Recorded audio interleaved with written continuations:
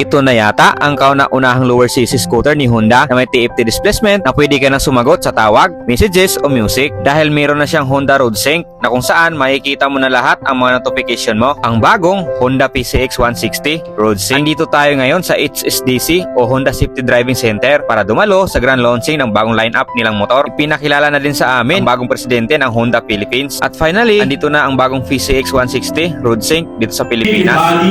Design wall connected from the front going to the rear. Tingnan nyo naman ang tindig ng bagong PCX 160. Sobrang linis, bagong-bago ang design ng headlight at ang kanyang LED lighting. Meron siyang dalawang variant, ang standard at road sync edition. Alam nyo naman, pag naka PCX, ang mapapansin nyo agad ay ang kanyang naked handlebar. Pero ibahin nyo to kasi may cover na siya na mas lalong nagpa-premium yung datingan. Ano ang mas trip nyo ka one trip? Yung naked handlebar o may cover na? Comment below nga kayo ka one trip. Naka 5-inch TFT meter panel na din siya na kahit sobrang liwanag ay makikita nyo pa din ang display nito. At ito naman ang nagpapaganda sa bagong PCX 160. Ito yung tinatawag na Honda Road Sync na kung saan manonotip mo yung messages or kung may tatawag sa'yo at syempre pwede mong i-connect sa music. At dito naman sa bandang kaliwa makikita mo ang button sa display mo. May sub-tank na sa rear suspension na mas nagpapaganda at ito ang pinaka-importante sa lahat lalo na sa mga delivery rider. May USB charging port na din dito na naka Type-C ready na din. May passing light at keyless pa din ang motor na to. Sinubukan din nating i-test ride ang bagong motor na to. Ang standard variant ng PCX 160 na sobrang swabe sa mga mahilig sa kulay red. At syempre, ang PCX 160 Road Sync na bagay din pala sa atin. At dito na masusubukan sa test ride na to dito sa HSDC ang kanyang performance sa suspension, kurbada, braking system at iba pa. At dito nga napansin natin na mas maganda sa cornering, mas smooth, madali siyang iliko, mas malakas to sa ahunan dahil aggressive ang kanyang engine, lalo na pag starting pa lang. Sa pagkakaalam ko, same engine lang to sa old PCX 160. Sinubukan din natin ang braking test ng PCX 160. ABS pa din siya at ang kagandahan, meron pa din siyang traction control system kaya sobrang smooth pa din ang braking lalo na pag pinagsabay-sabay mo. At all goods ang driving position at komportable tayo sa upuan nito. Akala mo yung handle cover ng PCX para NMAX, sobrang linis tingnan yung hitsura at kahit sobrang init,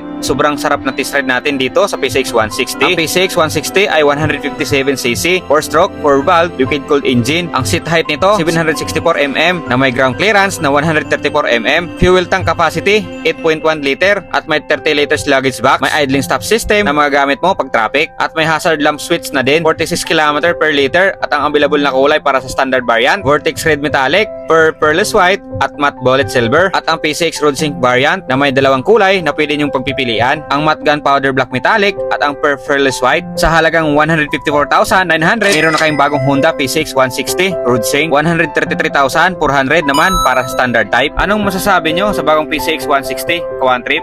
Sulit ba? Hanggang sa susunod na video, salamat sa panonood. Ano Kawan Trip? Sama ka sa biyahe ko?